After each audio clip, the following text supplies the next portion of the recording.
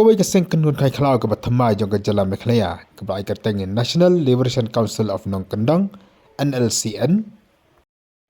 Kala Shah pentrai no akipulit Shuwa bakan mi perthai. Kipulit kilalap sabut bakan ni ka Seng Kaikhlaw ka Thymmai ka don ka jinge day bakan jing thu banyak tailang lu bat ka Seng Kaikhlaw na po Nagaland.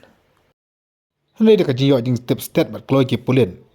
Ikin ngelam jong ka ni ka Seng lakam no mentakas ngi ka khan do tarik unailar arajar arpulai.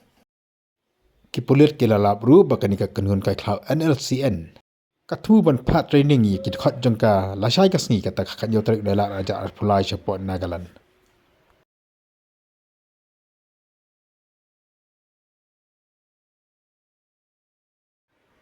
Resis ni Shuwa bakin mi ban Leit Nagaland kipulit kilayok kam nyungun no ki Dkhot jong ka bakan thup yo chairman commander in chief general secretary batki area commander jong ka West Coastal district Gentle district bat kiwi de ki Dkhot jong ka Seng.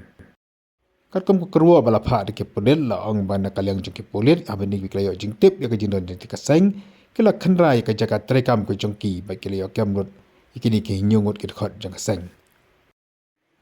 Kini ka Seng ong kipulit kat mu banya persya ya ki bos sarkar da ki bos suloi bat ki de ki tiar man ra kai ka jempe kelumar bat mentut ka song sok song sain.